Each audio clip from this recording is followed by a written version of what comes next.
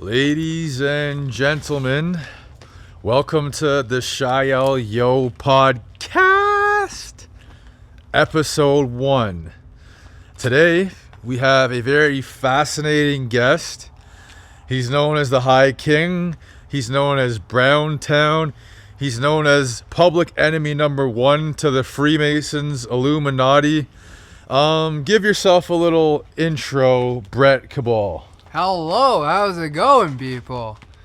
I'm Brett Cabal, the High King. I'm also a god. I'm Lucifer's son. Oh, what awesome devil. He's even said to me I was quite the devil when he met me the second time. He started laughing, dude. Quite an interesting person he is. Excellent. So I'll put my hand up when we take turns speaking. And he is also an incredible artist. Can you turn the phone off for the podcast just so it doesn't... This is how you know, guys. This is just live off the floor. We're going with it. He's a very talented artist. And he gave me a nice compliment about my beats, how they're getting better. We've got some very unique production going on out here. There's Christmas lights under a gazebo in the local park in the beautiful town of Eudora. Recording outside, the birds in the background. So, I'm going to ask you some questions about yourself. Whenever you want to talk, just raise your hand first, because we got one mic.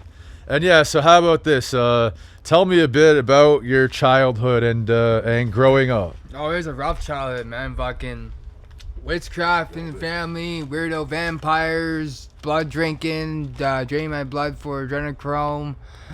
A lot of spear cooking, poisoning my food. It's like my life is like fucking Family Feud, man. Like people fighting for my wealth and shit, like a bunch of fucking rabid rabies dogs, man. I swear. Excellent. And one thing that we were talking about before is that people think that you are slow, but you're actually the guy who's fast. You're special. You're different. Can you talk to me about like people making fun of you or bullying you when you were growing up? When I grew up, people bullied me and shit, called me retarded. Yet little they know, growing older, I'd be the most smartest, badass motherfucker to meet, and all my enemies and people that did shit talk, right, are feeling like shit because I spoke the truth. And I always said to everybody when I was like 17, 18, I'd always get the last laugh because when I was 18, I had a richer life. I'm immortal, right? I can't die, and I'm 32 and still look like an 18-year-old. And it drives women mad, man. Drives them crazy for me, I swear. Beautiful. So we're kind of going out of order here. So let's just piggyback on that. So you said drives women mad. Talk to the audience out there. What is it about you that drives women crazy? Well, I'm a gentleman. I'm very smart. I'm kind. I'm loving. I always help you and shit. I'm a tough guy. I look what I'm doing, take on the leads and stuff. Like, I'm a hero in our eyes, right? And also a god, right? And women go for the best genes and they want to mate and have kids with them, right? So every woman wants my baby, right? And it's not my fault. I'm just being me. I can't help it. I'm sorry, guys. Like, tough love, man. That's amazing, my friend. And just step a bit closer next time when it's your turn. Myself, I'm gonna have 106 wives and 124 concubines. So I got some work to do. So I'll need some tips for the ladies from you. And so that's great. And I'll just talk briefly about how we met, and you can tell your side of the story. So actually, yeah, you tell me your side of the story, because Jamal, my brother, introduced me to you. Before I tell you my side of the story, right, but it tits ladies, so like, you know, a ladies like it when you talk to them, you pay attention to their feelings, they like it when you communicate with them, they like romance and stuff. There's many things they like, you know. You treat, and they like it when you treat them like a person, not like some fuck doll or something like that, right? You know, because a lot of, in centuries and thousands of years, women have been like a trophy for like wars and shit and pillages and shit and the things to conquer and conquer and stuff, right? All women want to do is treat her as an equal, and there's nothing wrong with that, right? You know, and you know, you just gotta be yourself and be kind to them, and don't look at them as something to fuck. Be their friend first, and that drives you even more crazy. Now, about how we met with Jamal. Yeah, I met Jamal when there's a guy named Blaze living in Eudora. He's my first spiritual teacher. Gave me the book Granted of Paradise, which was for my son Andrew. He said for the wait for Andrew. He said he's gonna have a son when I get older and shit. He's gonna be a time traveler and shit. And Boston King, right? And it's Andrew Harrison Brown. And I try to wake up my ex about the destiny of my kid and shit. She's just so close-minded. She doesn't understand I am the high king visual and shit and all kind of things, right? And when she finds out the truth, she's gonna break down and probably cry. Okay, excellent, man. I'm loving this. This is an amazing start to my first podcast here. So yeah, he met through my younger brother Jamal, who's an amazing MC, amazing rapper, super smart guy. He's studying physics, mathematics, philosophy, history. I'll have him on the podcast. I'll have him on the podcast next, right? And so he met through my brother Jamal, and he came to live with us at the Fin Camp. So could you tell them a little bit about your experience living in the Fin Camp? Oh, that was an amazing experience. Very fresh air, wonderful people. They gave me shelter. I went and did work for them and stuff, right, for trade food, which is proper trade, right? I didn't have money, so I helped wherever I see it, I help people around the house and around their properties and stuff, right? Like this guy named Eric, a very nice guy. And I really helped him. I didn't want any money and stuff, but he paid me with cigarettes and food and stuff. But I didn't, when I first bought it to him, I didn't want to accept it. I just do it because he had a heart condition and I felt really bad for him, right? We want to shit in a lot of people and they can't bully them and stuff, right? And he's a very nice guy. He needs to learn to stand his ground, because he's a really good guy and he shouldn't take crap from something like that or treat you like that, you know what I mean? Push you around. I don't allow people to push you around and he should learn that too, Yeah, 100%. And if Eric, you're listening to that, I agree. Very nice guy, great heart, very generous, very loving, giving. And yeah, my man, don't let people push you around and take your precious time and energy. So yeah, that's great. So you were staying with us, you were staying with Eric, you were staying with Steve, you were staying with Nora, and you were really helpful to the people at the Fin Camp. I mean, we had a weird experience earlier. We don't need to go into that, but your reputation there, it was great, man, because you're a helpful guy, you're a nice guy. So talk about that. Like, why do you choose to be a nice guy and help people when you could be a dick? Well, the people that raised me, that held me for ransom around, they were fucking dicks and assholes people and shit. I just looked how they treat people and how they, nice people's face and then talk shit in the back, how much alcohols and shit they do and stuff. I was like, I don't want to fucking be like that, so I chose to be the opposite. I looked at what was going around and was like, I don't want to fucking live this way. So I chose a different path. It's just easy. You have a choice. You can be a piece of shit or you can be a nice guy, right? Or you can be what you call as a nice piece of shit. When you're a nice guy to people that treat you good and shit, but you're ruthless to fuckers that just fuck you over, man. You don't take shit from anybody. That is awesome, man.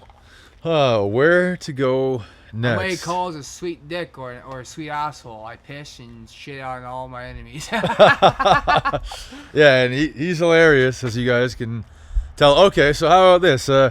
Talk about the importance of humor and laughing in your everyday life. Like, what does it do for you? Like if you don't put yourself in a happy mindset, look where I lost all my wealth, everything, and the life I had, and I just, to mine don't matter, right? You know what I mean?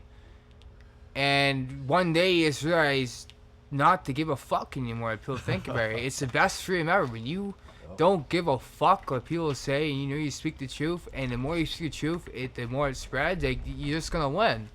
All that has happened to me is win, win, win. There's no losing for me, right? And the more I keep to myself and don't go around certain people, the more stories they make up and shit, and the more famous guy, right? Because I'm already famous, but people make up stories about me all the time and misinformation, right? And I just sit back and laugh. I'm like, really, this happened? And this is why I don't go around certain places, keep to myself, because people are a bunch of idiots, right? And I had a IQ past 500 in IQ test at Marcus Hospital, and they drugged me.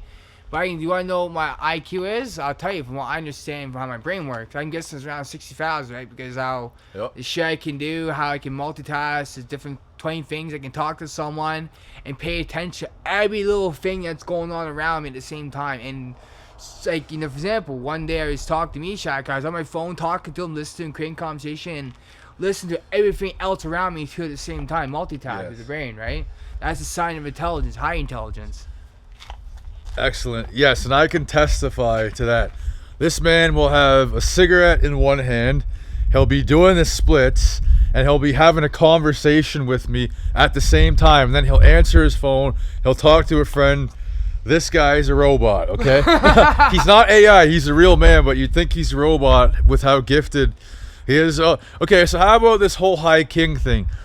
How did you discover you were the High King? When did this happen? Tell us about that.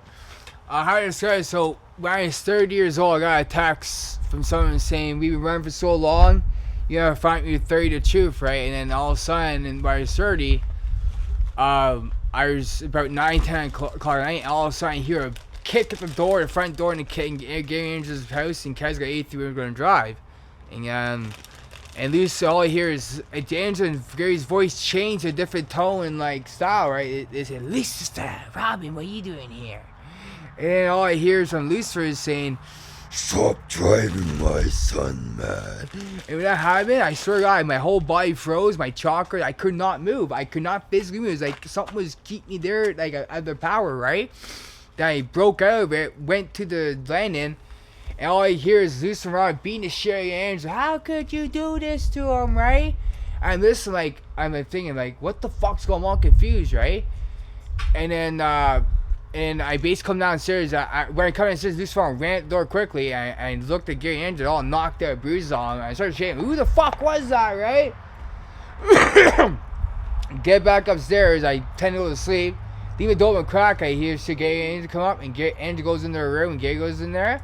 And I see the witch shit, ghost shit, like the lights all start flickering around the house, and she says, he will never know, right? And I'm like, okay, I gotta get me and my kids the fuck out of here now, right? And you know, after I put the blood drinking shit, and then that I've seen that, I'm like, I get to get me and my kids the fuck out of here now.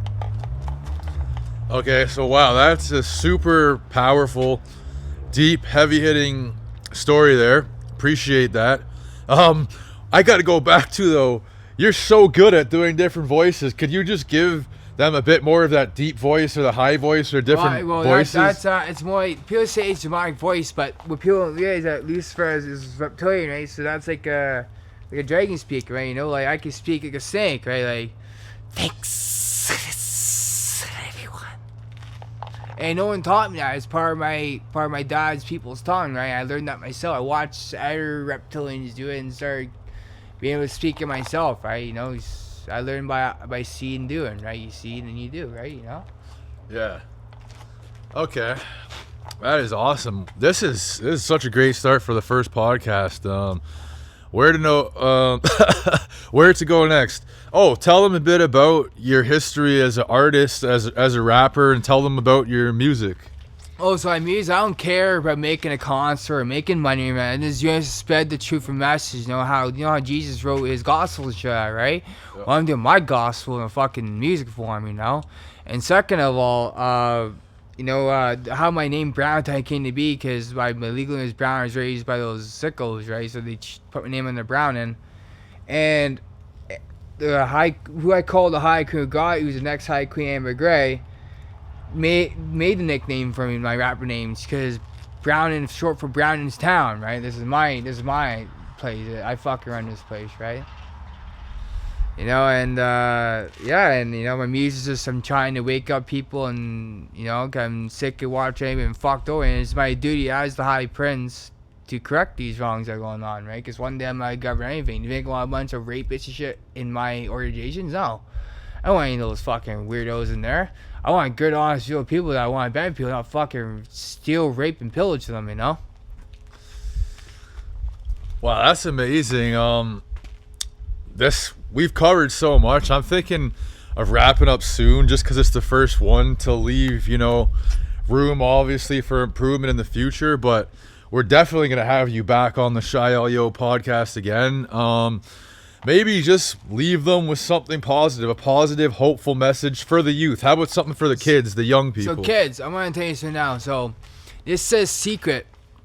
It's a universal secret, right? And when you do this, you're going to make your life way better. You have more opportunities. You have more conversation. So everything you do affects reality around you, right? So where it's how you treat someone, what you write and stuff. So imagine words and symbols as like letters as symbols and words of power, right? So whatever you write and stuff will affect everybody's around you. So you start making fun of homos and shit, everybody's gonna start making fun of homos, right? If you say, you're a piece of, this guy's a piece of shit, and that, they all start calling him a piece of shit, right? So when you affect someone around you, it affects yours and the rest around you. So if you spread good things will happen, a ripple effect. You spread bad, just bad things gonna happen, right? It's just, that's the way energy in the universe works. It doesn't judge evil or good. There's always a balance, right?